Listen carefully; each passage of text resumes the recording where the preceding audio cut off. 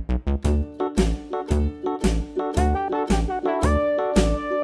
dickory dock, the mouse ran up the clock. The clock struck one, the mouse ran down.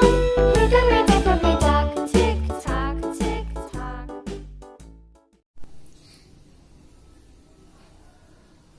Assalamualaikum warahmatullahi wabarakatuh.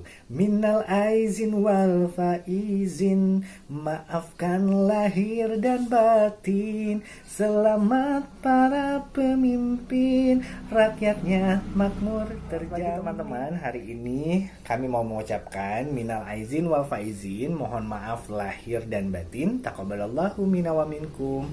Taqabbalallahu ya karim. Jangan lupa untuk klik tombol subscribe dan lonceng supaya tidak ketinggalan update video setiap harinya.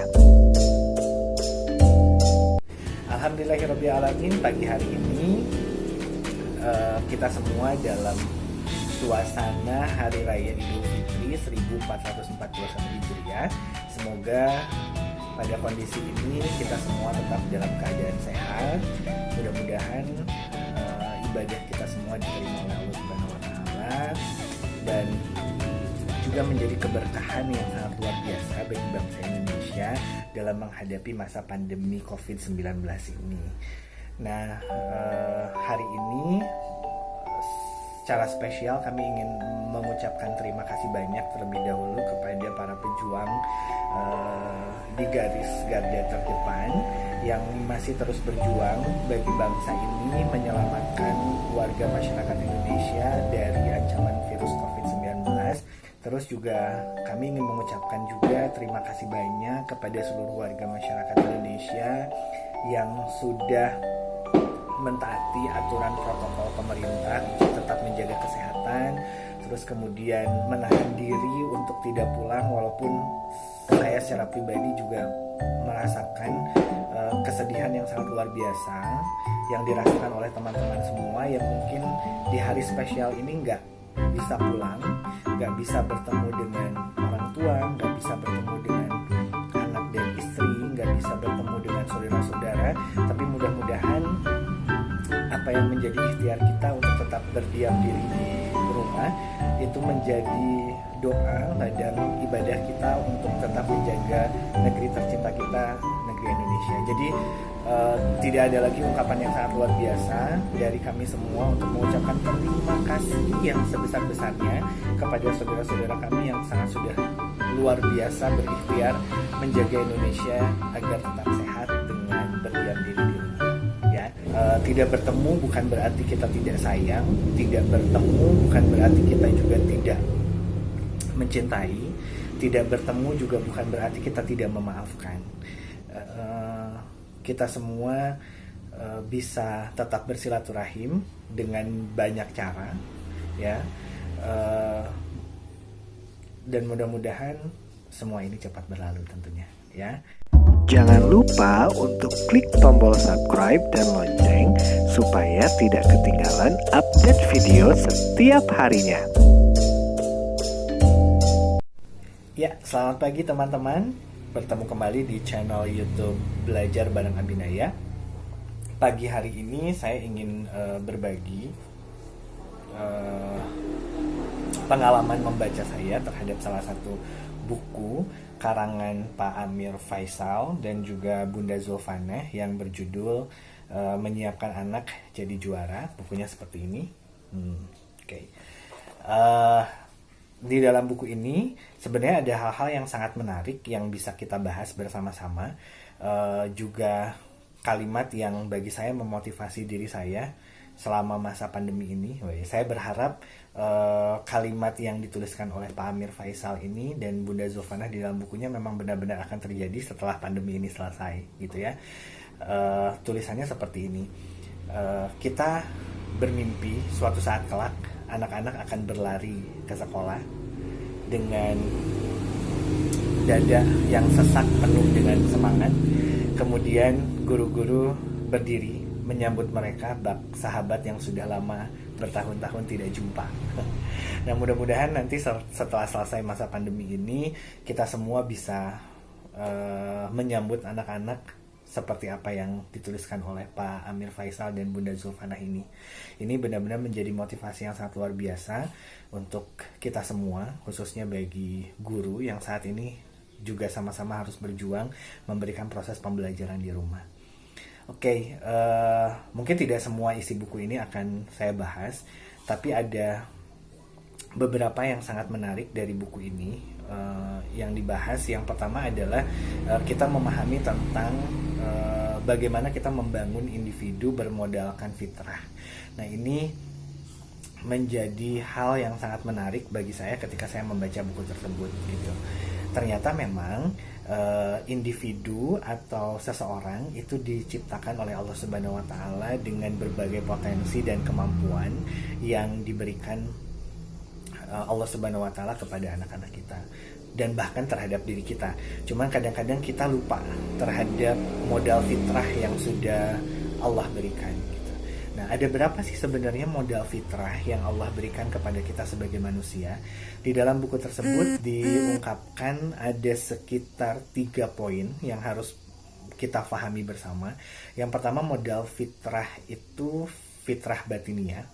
Terus kemudian fitrah lahiriah, dan yang ketiga adalah DNA kesuksesan. Nah, ini 3 poin ini menjadi poin yang cukup menarik dan mengingatkan saya kembali sebagai seorang individu, sebagai seorang manusia, bahwa mungkin kita lupa bahwa kita sebenarnya sudah diberikan modal fitrah oleh Allah Subhanahu wa taala untuk bertahan, untuk belajar, untuk mengembangkan diri, untuk menjadi seseorang yang sangat potensial, untuk menyiapkan generasi kita menjadi generasi-generasi yang hebat, menjadi generasi-generasi juara. Nah, oke, kita akan masuk ke modal yang pertama, yaitu modal batiniah. Oke, berbicara modal batiniah yang saya pahami dari buku tersebut, modal batiniah sebenarnya sudah diberikan oleh Allah Subhanahu wa taala terhadap semua insan manusia yang lahir ke dunia. Jadi modal batiniah ini sebenarnya berupa modal fitrah yang dalam benak saya memahaminya seperti ini. Pernah nggak sih kita merasakan menjadi seseorang yang tiba-tiba memerlukan kehadiran Tuhan di dalam diri kita? Kalau memang teman-teman pernah merasakan itu salah satunya yang disebut dengan modal batiniah atau yang disebut dengan fitrah batiniah. Nah, jadi fitrah batiniah ini berhubungan erat dengan bagaimana individu membangun kedekatan dengan Tuhannya, membangun kedekatan dengan penciptanya. Dan suatu saat kelak, tanpa kita pungkiri, siapapun itu, baik anak kecil, remaja, orang dewasa, orang tua, kakek-kakek, nenek-nenek, semuanya sebenarnya memiliki modal fitrah batiniah, yaitu modal di mana kita memang membutuhkan kehadiran Allah Subhanahu wa taala, membutuhkan kehadiran Tuhan Yang Maha Esa. Salah satu contohnya digambarkan di dalam buku tersebut. Dulu ada salah satu sejarah tentang Fir'aun yang tiba-tiba akan dicabut nyawanya oleh Allah Subhanahu wa taala. Terus kemudian ketika nyawanya sudah sampai di tenggorokan, Fir'aun berkata, aku percaya akan Allah Subhanahu wa taala. Dan ya itulah fitrah batiniah seseorang gitu. Pada akhirnya memang membutuhkan akan kehadiran Tuhan, akan kehadiran Allah Subhanahu wa taala.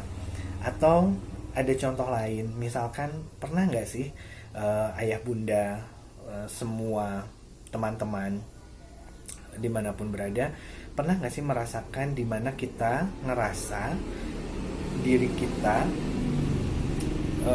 dalam kondisi yang sesedih-sedihnya, dalam kondisi yang selelah-lelahnya, dalam kondisi dengan banyak sekali masalah.